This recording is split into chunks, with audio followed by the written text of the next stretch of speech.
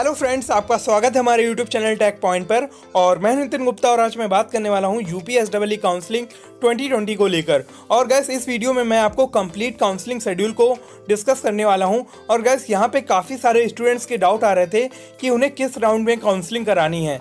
सो gas इसके बारे में भी मैं आपको बताने वाला हूँ। गैस इसके साथ ही काफ़ी सारे स्टूडेंट्स के डाउट आ रहे थे कि उन्हें जो सीट एक्सेप्टेंस फ़ी है जो कि 20,000 और 12,000 रुपये है, उन्हें कब पे करनी है। सो गैस इन सारे टॉपिक्स पे हम बात करेंगे। सो गैस ये वीडियो आपके लिए बहुत इंपॉर्टेंट है, तो आप इसे लास्ट तक देखें ताकि आपके सारे डाउट्स क्लियर हो जाएं। सो गाइस चलिए वीडियो शुरू करते हैं। सो गाइस सबसे पहले हम बात कर लेते हैं काउंसलिंग शेड्यूल के बारे में।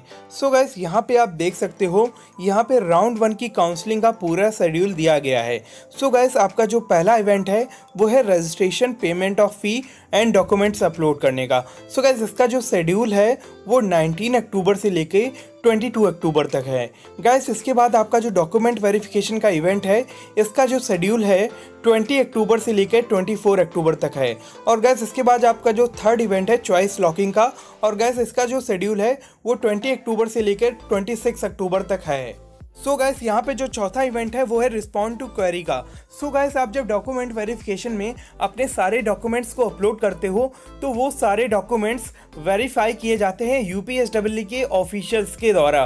सो गाइस अगर वहाँ पे आपके डॉक्यूमेंट्स रिजेक्ट होते हैं तो आपको इस राउंड में रिस्पॉन्ड टू क्वेरी में आपको क्लैरिफिकेशन देना पड़ता है। और गाइस आपको कुछ डॉक्यूमेंट्स री अपलोड करने पड़ते हैं जो कि रिक्वायर्ड होते हैं। So guys respond to query का जो शेड्यूल है वो है 20 अक्टूबर से लेकर 24 अक्टूबर तक। सो गाइस अगर आपको डॉक्यूमेंट्स वेरिफिकेशन में कोई प्रॉब्लम आ रही है या फिर आपके डॉक्यूमेंट्स गलत अपलोड हो गए हैं, सो गाइस आपको चिंता करने की कोई ज़रूरत नहीं है, क्योंकि आपका जो डॉक्यूमेंट वेरिफिकेशन है वो वेरीफाई किया जाएगा यूपीटीयू के ऑफिशियल्स के द्वारा। और गाइस अगर आपका डॉक्यूमेंट्स वेरिफिकेशन रिजेक्ट होता है तो आपके पास एक नोटिफिकेशन आएगी जिसमें आपको दोबारा से कुछ क्लैरिफिकेशन देना पड़ेगा या फिर कुछ रिक्वायर्ड डॉक्यूमेंट्स को दोबारा से अपलोड करना होगा। गाइस ये जो आपका इवेंट होगा वो होगा रिस्पॉन्ड टू क्वेरी का, जो कि 20 अक्टूबर से लेके 24 अक्टूबर तक चलेगा। सो गाइस इसके बाद जो इवेंट है वो है सीट अलॉटमेंट का। सो गाइस आपका जो सीट अलॉटमेंट रिजल्ट है वो 26 अक्टूबर को आएगा। सो गाइस इसके बाद जो आपका इवेंट है वो है ऑनलाइन विलिंगनेस देना। सो गैस ऑनलाइन विलिंगनेस में आप फ्रीज या फ्लोट ऑप्शन को सेलेक्ट करोगे। सो गैस आप फ्रीज और फ्लोट ऑप्शन तभी सेलेक्ट कर पाओगे जब आप सीट कंफर्मेशन फीस को पे करोगे। सो गैस यहाँ पे जो सीट एक्सेप्टेंस फी या सीट कंफर्मेशन फीस है वो 20,000 रुपीज़ है for general and OBC category के स्टूडेंट्स के लिए, और 12,000 रुपये है SC ST कैटेगरी के स्टूडेंट्स के लिए। सो गैस यहाँ पे सबसे पहले अगर आपको सीट कंफर्म करनी है या फिर आपको फ्लोट करना है या फिर आपको फ्रीज करना है, सो गाइस सबसे पहले यहाँ पे आपको सीट एक्सेप्टेंस फ़ी को पे करना पड़ेगा। गाइस अगर आप यहाँ पे सीट एक्सेप्टेंस फ़ी को पे नहीं करोगे तो आप काउंसलिंग से बाहर कर दिए जाओगे।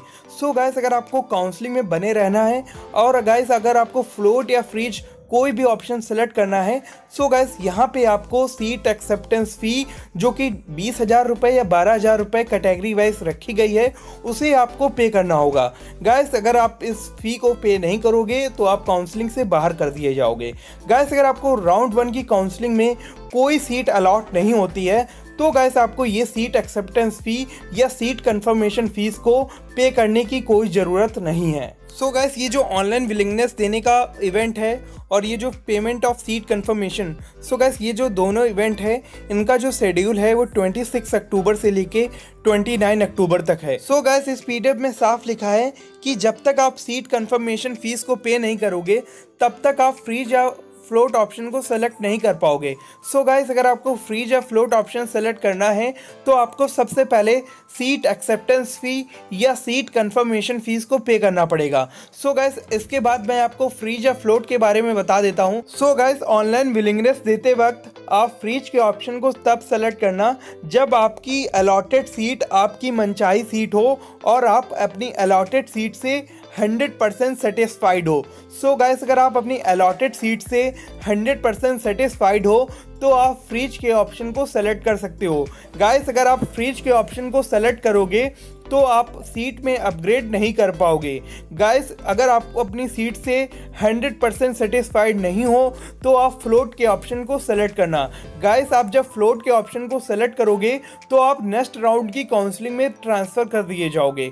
गाइस इसके बाद आप नेक्स्ट राउंड की काउंसलिंग में अपनी सीट में जो चॉइस फिलिंग आपने करी है उसको आप अपडेट कर सकते हो और आपका दोबारा से सीट अलॉटमेंट रिजल्ट आएगा। इसके बाद आप फ्लोट या फ्रीज दोबारा से कर सकते हो।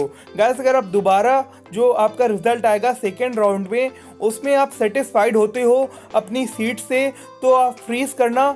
अदरवाइज आपको जो अलॉटेड सीट है सेकेंड राउंड की काउंसलिंग में आप उससे सेटिस्फाइड नहीं हो तो आप दोबारा से भी फ्लोट कर सकते हो और नेक्स्ट राउंड जो कि थर्ड राउंड की काउंसलिंग है उसमें आप पार्टिसिपेट कर सकते हो। सो गाइस अब हम बात कर लेते हैं कि अगर आप फर्स्ट राउंड की काउंसलिंग में रजिस्ट्रेशन नहीं कराना चाहते हैं या फिर आपने रजिस्ट्रेशन करा लिया है और आपने रजिस्ट्रेशन फीस को पे नहीं किया है तो क्या आप सेकेंड राउंड की काउंसलिंग या नेक्स्ट राउंड की काउंसलिंग में पार्टिसिपेट कर सकते हैं।